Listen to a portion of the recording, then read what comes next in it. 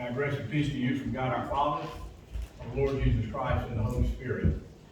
Amen.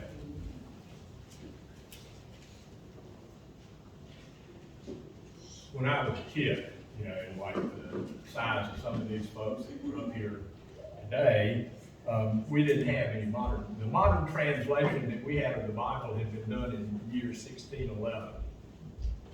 And Jesus was walking around like in the year 30. For some frame of reference there. And in the passage today where it says, where Jesus says he comes to fulfill the law, it says not one stroke of a letter or part of a stroke of a letter. In the Old King James it said not one jot or tittle. And I'm going to tell you this, nobody knew what a jot or a tittle was. But that's just, and part of it comes from, in Greek, now I know everybody knows about Greek. If you had the letters O and I come together, you didn't write them out as one letter. You made an O, and you made a little squiggle down underneath it to indicate that the letter I was there. They didn't call it an I. I can't remember what they called it, but they called it something different. But that was a tittle.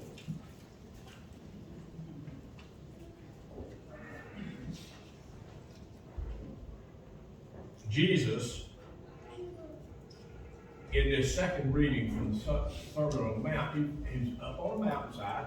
He went up there so he could sit up high and people could kind of fan out below him and he could speak to them and they could hear him. And, we did the Beatitudes last week. This week he continues to go. He says, you, and I do mean to point my finger at y'all, because y'all everybody knows when you point a finger at somebody, you got four of them pointing back at you.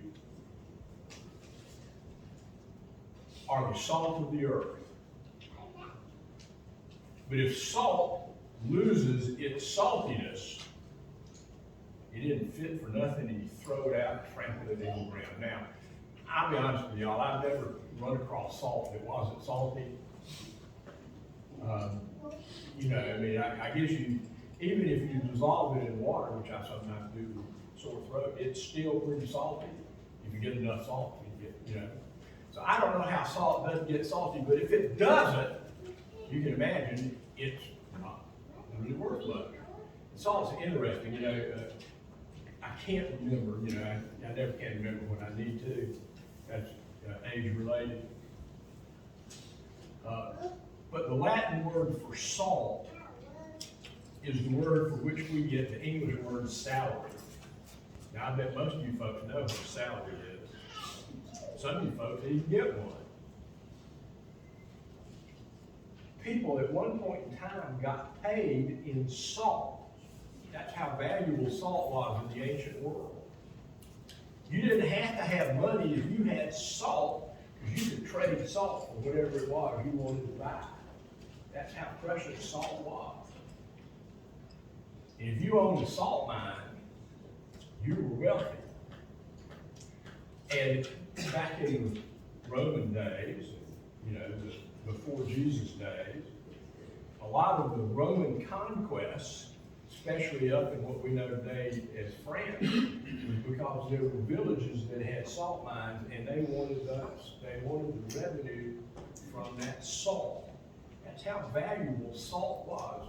Julius Caesar set out to conquer France. He didn't call it France, he called it Gaul. In part, not in total, but in part, to have access to those salt mines. That was worth some real coinage. So you can imagine when Jesus says, if salt loses its value, so he's not saying, it's not that salt doesn't taste salty at any point in time, but if salt loses its value, because like I said, in the world in which Jesus lived, having salt was as good as having money.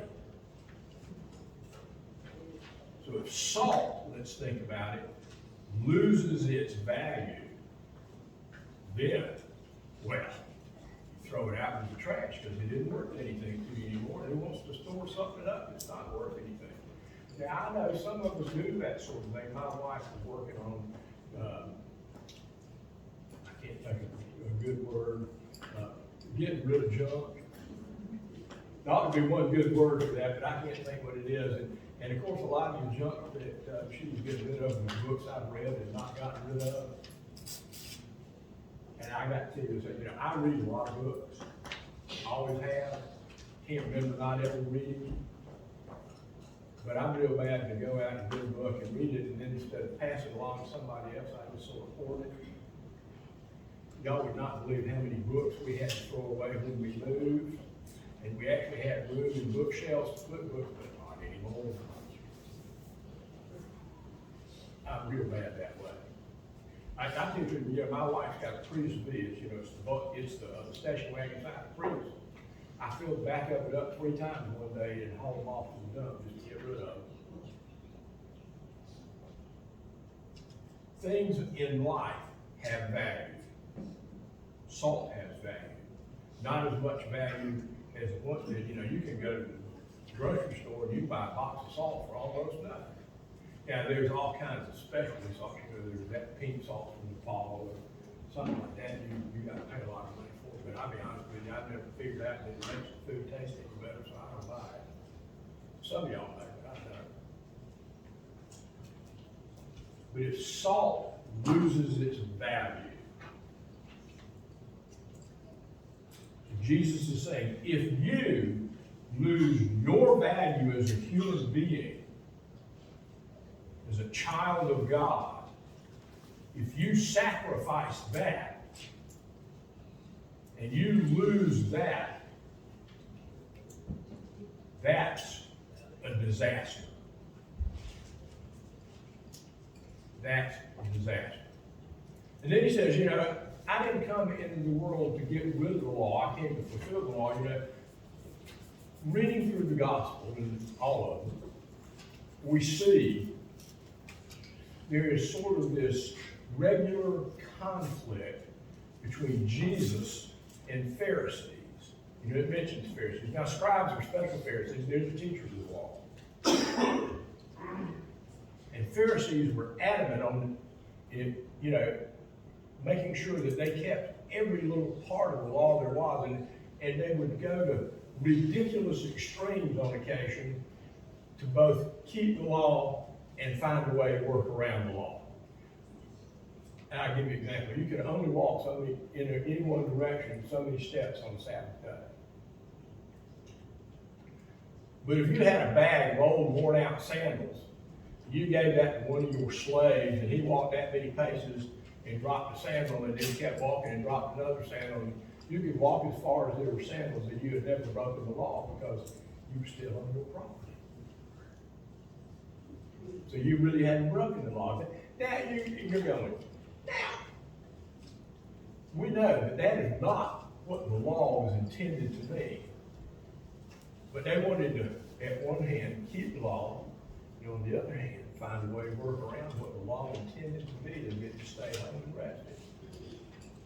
They wanted to be righteous and yet do what they wanted to do. That sounds just like what we read about in Isaiah, doesn't it? You say you're going to have a day of fasting, but it doesn't cost you anything.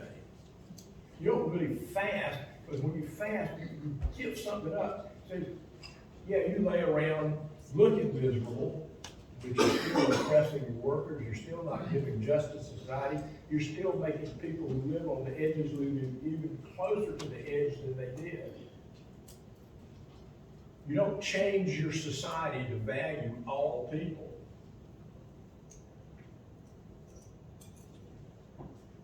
That's what Jesus says when he says, I came to fulfill the law. It doesn't mean that he comes to be a Pharisee. He says he comes to expose Phariseeism and say the law is intended to create a life that's good for all folks, not just for some folks. Well, I tell you what, in the world today, we have problems with that concept. Because too many of us, and I'm guilty of the same thing on occasion, want to have a world that's good for my folks, them other folks over there, who live on the other side of town, who live on that street that doesn't have nice pretty houses, or something like that. It's an easy trap in which we fall, is look around and say, well, you know, if they didn't want to live like this, they could learn to do better. I probably said that myself on occasion. And yet you wonder, if there's nobody to teach them how to do better, how are they going to learn to do better? It seems the ones that know how to do better are the ones that should be doing the teaching. But it doesn't always work that way, does it? In this lesson about salt and lampstands, we talked about, you know, they had lampstands. Everybody's got a picture in your mind of Aladdin's lamp. We've all seen that, right?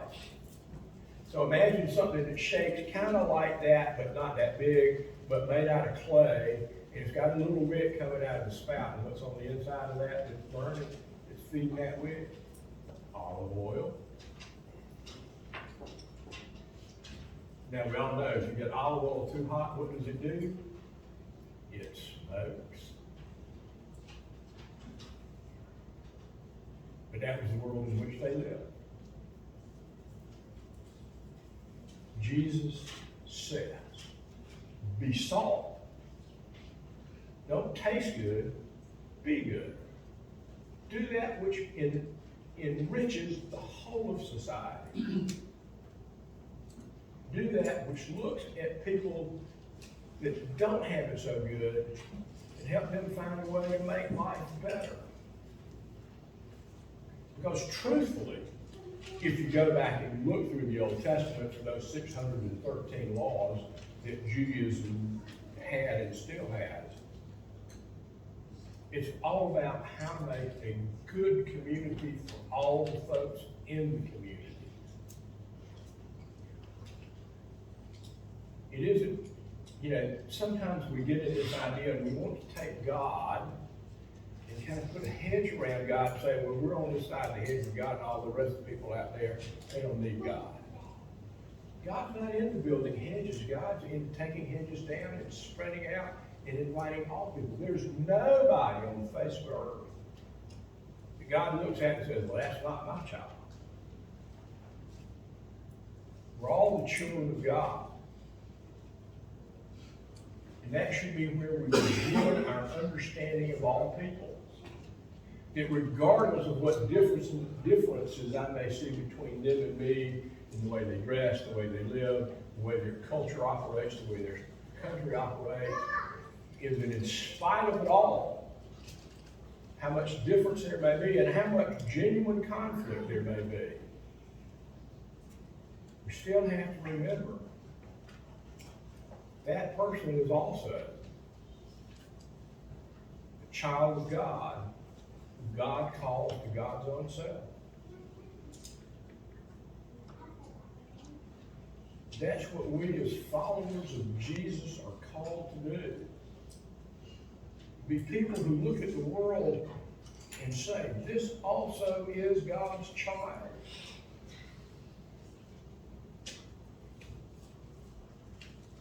And we need to be able to treat them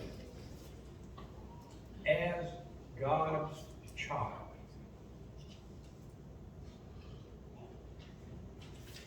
That is the fulfillment of the law of which Jesus speaks.